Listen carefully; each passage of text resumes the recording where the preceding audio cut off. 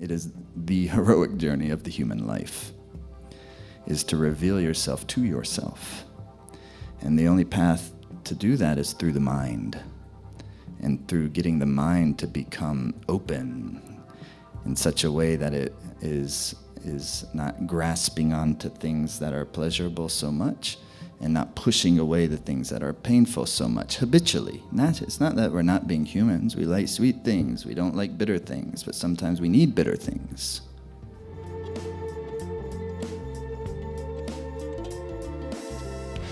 And really that's what all the yoga practice is about, to make us to where we have the vitality to feel how we actually are.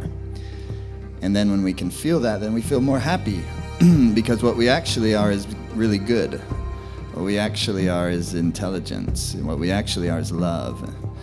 And so the yoga practice is just a simple systems, methodology, exercises, meditations, ideas, concepts, dharma practice that help us ideally to just blossom into our natural state. That's nice, don't you think? And so it's within that idea, there involves a practice of a full acceptance of who we are and what we are, without being so self-critical. Some self-critical discernment is helpful because it allows us to observe the patterns of our mind that are causing us suffering and causing sometimes other people suffering as well. Because whenever we're causing ourselves suffering, then also suffering is transferred to others. That's real. And so that's why the people in the world that are causing tremendous suffering, dictator-like characters and people with strong influence that do not value the precious lives of human beings and living beings, they're already living in a hell. Because only suffering can bring more suffering like that. So, we're not trying to be in suffering, we're trying to be happy. And then happy also brings more happy. And love is coming forth more easily. This is the most simple thing, but the mind, of course, makes it so complicated. Because we have all of our karmas, which causes all of our emotional tendencies. Wisdom is simple, but what it really takes is, my experience is, the path of emotional maturation. And that's why love relationships can be so helpful, and in and of themselves can be practiced as a yoga.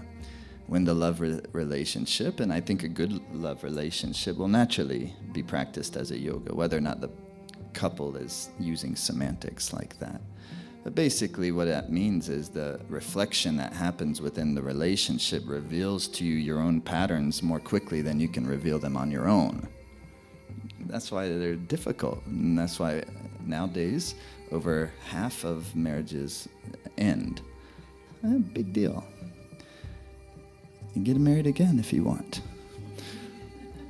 But the main thing is, are we blossoming, really?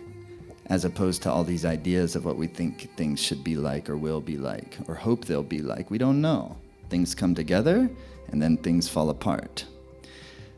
As long as we're blossoming, though, and we're living our lives in such a way that the circumstances of our lives continue to help us grow more into who we really are, then even the breakup is going to make bliss. It will. Eventually, you got to know how to grieve. Grieving is a beautiful thing. It's called love. You grieve because you love. You don't grieve because you don't love. If you don't love, there's nothing to grieve.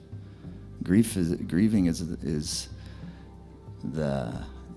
as Martin Prechtel, that great teacher, says he says grief and praise are two sides of the same coin. And so that wonderful book he wrote called The Smell of Rain on Dust. I always recommend that to everyone. The Smell of Rain on Dust. So anyhow, that's all. We're just trying to be ourselves, but be actually our real selves, and that requires a heroic journey, the heroic journey. It is the heroic journey of the human life, is to reveal yourself to yourself. And the only path to do that is through the mind, and through getting the mind to become open in such a way that it is not grasping onto things that are pleasurable so much, and not pushing away the things that are painful so much habitually. It's not that we're not being humans. We like sweet things. We don't like bitter things, but sometimes we need bitter things. So when bitter things come, you take it as the medicine that it is, because there's no such thing as sweet without bitter. You can't have them. They're the antithesis of each other. So that's why the idea in the practice is centralization of the chi, of your life force. There's this idea of like a central channel, or you could say it in more modern terms as a central nervous system. And the central nervous system would be probably the physical corollary to what the yogis call the Shushmana, the central channel, through which, when the prana is well kind of concentrated in this central channel, then it tends to operate in a nice, smooth, rhythmic fashion. But when the life force, our chi, is in the periphery of the organism, it tends to move in a less rhythmic, more erratic. So therefore the mind is more erratic, and the mind is more worrying, or stuck, or burst of flame. All of those, right? Different times. We get them all sometimes, don't we? Some of us are more prone to burst of flames. Some of us are more prone to get more heavy and melancholy, aren't we? And some of us are more prone to freak the fuck out and anxiousness, don't we? This is how we love ourselves. You got to be real, and it's less judgmental, and it's more just loving how we are, because that's your design. And there's a creative expression and a destructive expression to all our facets. So we're just trying to get ourselves into the creativity of life, is the simple thing. This can all be secular. We're talking central nervous system, we're talking creativity, we're talking to paying attention to the emotions that cause us miserableness, and being able to transform into thoughts, feelings, emotions, ideas that we can live through that help us to be happy. Yeah.